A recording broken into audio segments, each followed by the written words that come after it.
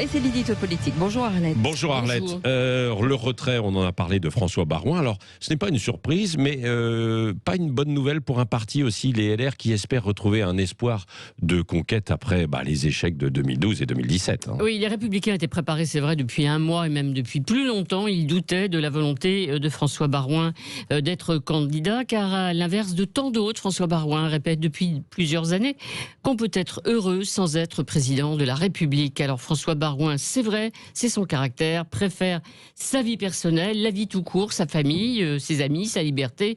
Il refuse par exemple que sa compagne soit obligée de mettre sa carrière personnelle entre parenthèses, comme Carla Bruni avait dû le faire avec Nicolas Sarkozy. Et puis avocat aujourd'hui, il sera peut-être banquier d'affaires demain, c'est-à-dire qu'il fera le chemin inverse de celui d'Emmanuel Macron. Réélu au premier tour pour un 5e mandat, maire de Troyes, président de l'association des maires de France, après 30 ans de vie politique, il considère que ça suffit. Il ne se voit pas dans une campagne très rude, très âpre, forcément, entre Marine Le Pen et Emmanuel Macron. Et d'ailleurs, dans quel état, s'interroge-t-il, sera la France en 2022, état politique, économique, social, à la sortie de la crise sanitaire, s'il y a une sortie. Alors, tant pis pour Christian Jacob, qui avait accepté il y a un an de diriger les Républicains justement pour faciliter une candidature naturelle de François Baroin. Il va falloir trouver un autre candidat et surtout une méthode pour désigner le ou la candidate. Alors, bonjour, le débat sur les primaires. Alors, les candidats ne manquent pas. À l'intérieur, Bruno Retailleau, président du groupe parlementaire au Sénat, trop filloniste, trop conservateur et pas assez connu, disent certains. Il y a surtout, au fond, ceux qui ont quitté le parti. Valérie Pécresse, mais qui devra d'abord être réélue en Île-de-France. Et surtout Xavier Bertrand, le seul à avoir dit officiellement qu'il prépare sa candidature de 2022.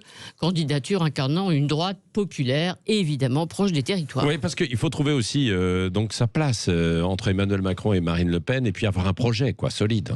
C'est ça le plus difficile, je dirais, pour les Républicains. Parce que quand vous avez Jean Castex, ex-directeur de cabinet de Bertrand, aujourd'hui à Matignon, Bruno Le Maire à Bercy, Gérald Darmanin, Sarkozy bis à l'intérieur et Jean-Michel Blanquer à l'éducation, grand ami de François Baroin, Jean-Michel Blanquer, un gouvernement qui penche de plus en plus à droite. Que faire, que proposer en économie depuis le début? Les Républicains ont approuvé toutes les réformes de la première partie du quinquennat d'Emmanuel Macron. Aujourd'hui, ils s'apprêtent à voter le plan de relance. Et en matière de sécurité et d'immigration, on regarde de l'autre côté. Il y a toujours les propositions plus fortes de Marine Le Pen. Alors, que peuvent-ils faire?